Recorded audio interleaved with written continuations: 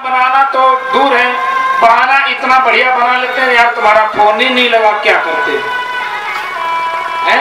आप काम फोन लगाते रहे, चाहे पूरा दिन टावर रहे हो, दिन भर बात की हो, चलो कोई बात नहीं, फोन नहीं लगा तो मैसेज भी कर देते, व्हाट्सएप फेसबुक मैसेंजर किसी प्रकार से कोई न कोई तो कैसे ही दावत कर ही देता है, तो वैसे कर देते। हो सकता है कि ऐसे नहीं मैसेज आ पाया हो तो भोलेनाथ मैं तो जाऊंगी। भोलेनाथ ने बहुत समझाया, सती मान जाओ, कुछ जगह ऐसी होती है माना कि जहां बगैर बुलाए जा सकते हो। जदपि मित्र प्रभु पितु गुरु गेहा, और जाय बिनु बोले न संदेहा। अगर सूचना नहीं भी मिली है तो ऐसी जगह जा सकते हैं, लेकिन जहां विद्रोहवश किसी ईर्ष्यावश न बुलाया जाता हो तो वहां नहीं जाना चाहिए। लेकिन सती जी नहीं मानी और उठ करके चल दी।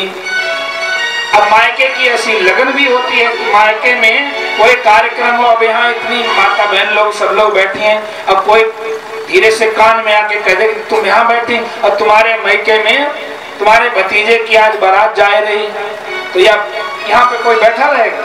जो सुनेंगे एकदम से उठ के चली जाएंगे, मायके का बात है जरूर जाएंगे। और मायके का तो भाई कुत्ता भी बड़ा सम्माननीय होता है, मायके से अगर कुत्ता भी आ जाए तो उसको अच्छे से खिलाते पिलाती हैं, कौन रुक सकता है? सती जी ने कहा प्रभु मैं तो जाऊंगी। भोलेनाथ ने कहा मान जाओ, नहीं मानी। सती जी चलनी, थोड़ी दूर गई तो बोले कभी नहीं गए हैं भोलेनाथ से बगैर पूछे, इनकी बगैर आज्ञा से, तो आज मन करता है फिर एक बार पूछ लीजिए। लौट आए, जब लौट आए तो भोलेनाथ ने फिर मना किया। भोलेनाथ सबको जानते हैं क्या होने वाला है। भोलेनाथ ने मना किया, नहीं सती मान जाओ, मत जाओ। सती जी ने कहा प्रभु आप नहीं जाना चाहते तो मत जाएं, लेकिन मैं तो जाऊंगी। सती जी फिर चल दी।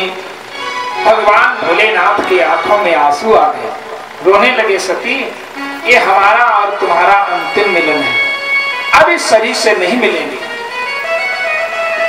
आखिरी मिलन है हमारा तुम्हारा, अब ना मिलेंगे इस तन से दोबारा। आखिरी मिलन है हमारा तुम्हारा, अब ना मिलेंगे इस तन से दोबारा। आखिरी मिलन है हमारा तुम्हारा, अब ना मिलेंगे इस तन से दोबारा। आखिरी मिलन है हमारा तुम्हारा,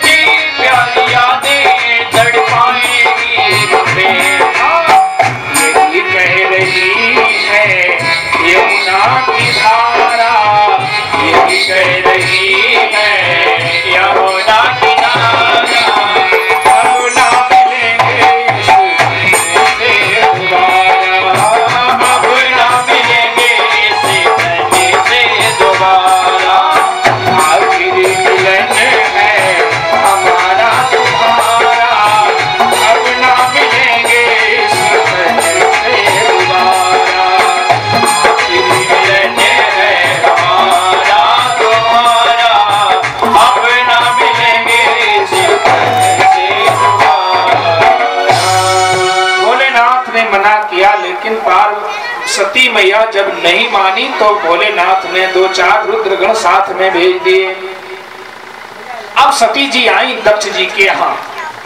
दक्ष जी की जब उस यज्ञ सभा में पहुंची सती जी, तो जो कोई सती जी को देखता है तो हर कोई मुंह घुमा लेता है। बहनें तो आती हैं, हंसी मजाक बनाती हैं, अरे सती बहन तुम आ गई और हमारे जीजा जी भोलेनाथ कहाँ हैं, उनको नहीं लाए साथ में। कभी कभी ऐसा होता है आपके पड़ोसी भाई से अनबन हो, लड़ाई हो, तो आपके घर में रिश्तेदार भले ही उसके घर में आए लेकिन झोला फिर आपके घर में लाके रखेंगे, कपड़े भी वहीं उतरेंगे। अब एक बार नहीं, आप अगर उनके दावत में नहीं शामिल हुए हैं 10-5 बार तो बोलेंगे ही, क्या बात है आप गए नहीं उनके घर, मतलब उनके दिल को और ठेस। अब कपड़े इसलिए उतार दिए कि लौट करके आएंगे 2-4 बार और छेड़ेंगे, और तुम कुछ कहो तो उठा के उनसे कह देंगे, फिर तुम्हारी और तगड़ी खिंचवा देंगे। कुछ लोग होते हैं ऐसे। सती माता की बहनें सब मजाक की नजर से देखती हैं और पूछती हैं। सबने देखा कि जब सती जी गईं तो महाराज दक्ष ने भी मुंह फेर लिया और यज्ञशाला में चले गए। लेकिन केवल एक ही व्यक्ति ऐसा था, एक ही व्यक्ति था ऐसा जिसने सती जी को सादर सम्मान के साथ हृदय से लगाया। कौन था? सादर भले ही मिली एक माता, सादर भले ही मिली एक माता, भगिनी मिली बहुत मुस्काता, भगिनी मिली बहुत मुस्काता, सादर भले ही मिली, सादर भले ही मिली। सादर भले ही कौन मिली? वो एक माँ है। माँ का प्रेम ऐसा संसार में निश्चल होता है कि पुत्र कैसा भी हो, कमजोर हो, गरीब हो, पैसे वाला हो, बीमार हो, लेकिन माँ के लिए पुत्र सभी बराबर होते हैं, चाहे पुत्र हो चाहे पुत्री हो। माँ ने सती को हृदय से लगा लिया। सती ने कहा माँ ये क्या है, ये सबका व्यवहार कैसा है? सती से माँ ने कहा कि देखो बेटी, जैसा जिसने व्यवहार किया है उसको सब भूल जाओ, तुम्हारे पिताजी से जो गलती हुई है उसको भूल जाओ। अब तुम आई हो तो यहाँ सानंद अपने परिवार में देखो और एक